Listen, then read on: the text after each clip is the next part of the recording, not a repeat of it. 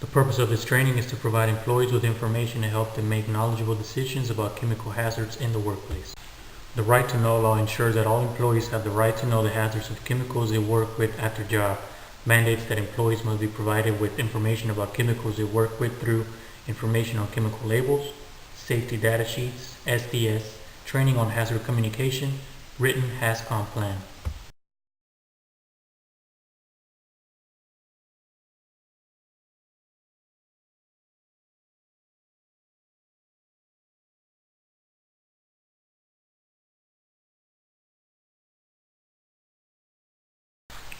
A globally harmonized system was created by the United Nations, also known as GHS, a system for standardizing chemical classification and labeling for worldwide implementation.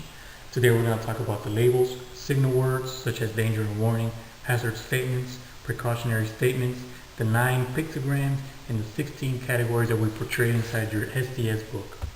The GHS rationale is to provide a single, harmonized system to classify chemicals, labels, and SDS with the primary benefit of increasing the quality and consistency of information provided to workers, employers, and chemical users. Chemical manufacturers and importers must provide a label that includes harmonized signal word, pictogram, hazard statement for each hazard class and category. Precautionary statements must also be provided as well as product identifier and supplier information. GHS classification ratings order of severity differ from National Fire Protection Association and Hazardous Materials Identification System. HMIS and NFPA, 0 meaning the least hazardous and 4 equaling the most hazardous, towards where the GHS will now be the 5 the least hazardous and 1 the most hazardous. Safety data sheets. Under the globally harmonized system, MSDS material safety data sheets will now become SDS, safety data sheets. It will contain 16 categories to be listed in a specific order, adheres to ANSI standard Z400.1. Globally harmonized system will require new SDSs to be in uniform format by June 1st, 2015. It will contain information for mixtures, not individual chemicals in a mixture. These are the 16 SDS categories that we will be touching base on today. Section 1, identification. Section 2, hazard identification. Section 3, ingredients. Section 4, first aid measures. Section 5, firefighting measure. Section 6, accidental release measures. Section 7, handling and storage. Section 8, exposure controls and personal protection. Section 9, physical and chemical properties. Section 10, stability and reactivity. Section 11, toxicological information. Section 12, ecological information. Section 13, disposal considerations. Section 14, transport information. Section 15, regulatory information. And Section 16 with other information. Section 1, identification. Product identifier used on label. Other means of identification. Recommended use of chemical and restrictions on use. Name, address, telephone number of manufacturer, importer, or other responsible parties. Emergency phone number. Labels. Information required on GHS label are: number 1, product identifier. Number 2, pictograms. Number 3, signal word. Number 4, hazard statement. Number 5, precautionary statement. Number 6, supplier information. Section 2, hazard identification. Instead of hazard determination, employer must classify a hazardous chemical according to change conditions provided in appendices A and B. Pictograms are a new requirement. Standardized hazard statements, signal words, precautionary statements are not required. SDS required for each mixture rather than one for each chemical comprising a mixture. If one study out of 10 shows to be a carcinogenic, but others don't, it is a carcinogenic study only. Pictograms. Pictograms are going to change to a white background with the red square frame set on point. 8 pictograms are now required by OSHA. The 9th will not be within OSHA's jurisdiction. First pictogram is health hazard. It's used to describe carcinogen, mutagenicity, reproductive toxicity, respiratory sensitizer, target organ toxicity, aspiration toxicity, and germ cell mutagens. The flame pictogram will describe flammables, fluorophorics, self-heating, emits flammable gas, self-reactives, and organic peroxides. The exclamation mark will refer to an irritant, a skin sensitizer, acute toxicity, narcotic effects, respiratory tract irritant, and if it's hazardous to the ozone layer. The gas cylinder will describe gases that are under pressure. Corrosion pictogram will describe skin corrosion and burns, if it's harmful to the human eye, and if it's corrosive to metals. The exploding bomb will describe explosives, self-reactives, and organic peroxide. The flame over the circle will describe oxidizers.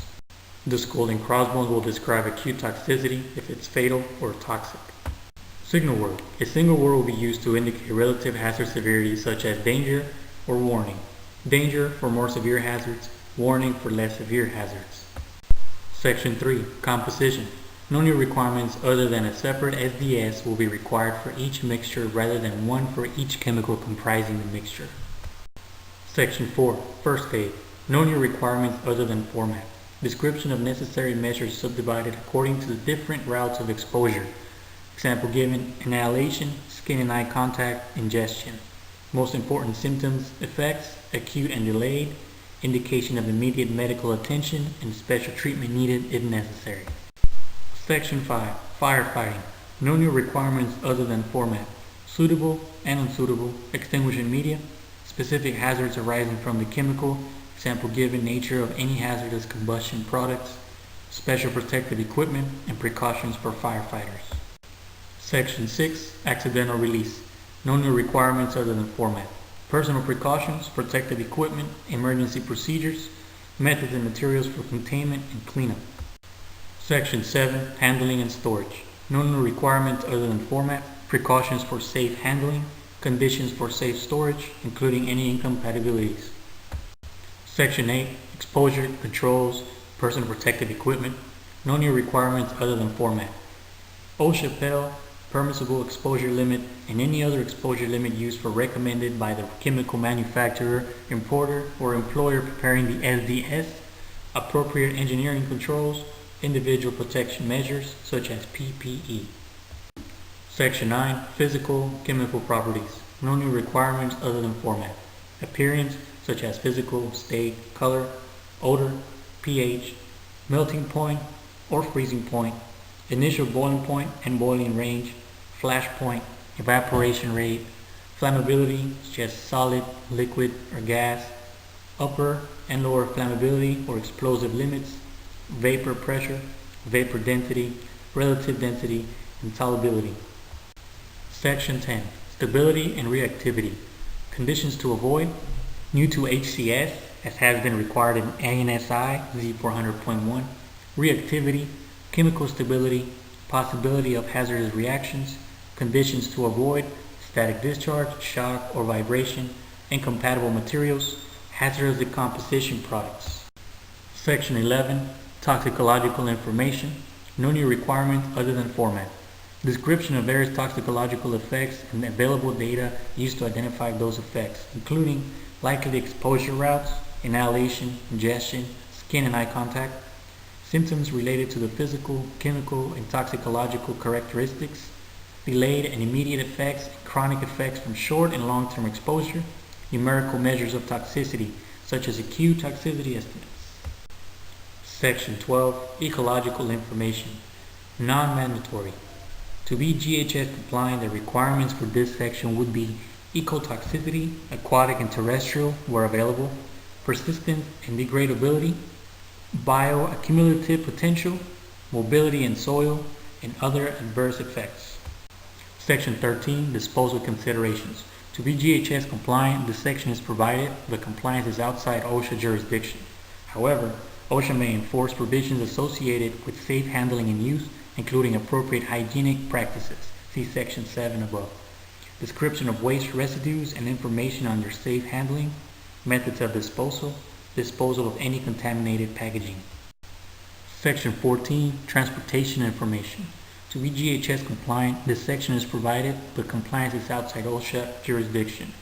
UN number, UN proper shipping name, transport hazard classes, packing group, if applicable, environmental hazards such as marine pollutant, yes or no, transport in bulk, per Annex 2 of MARPOL 7378 and IBC code, special precautions which a user needs to be aware of or needs to comply with in connection with transport or conveyance either within or outside their premises. Section 15. Regulatory information. To be GHS compliant, this section is provided, but compliance is outside OSHA jurisdiction.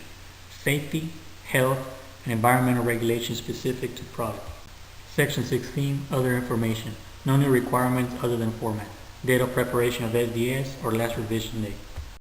Special hazards. Management of process spills or leaks. Implement the facility's emergency control program. Secure the area.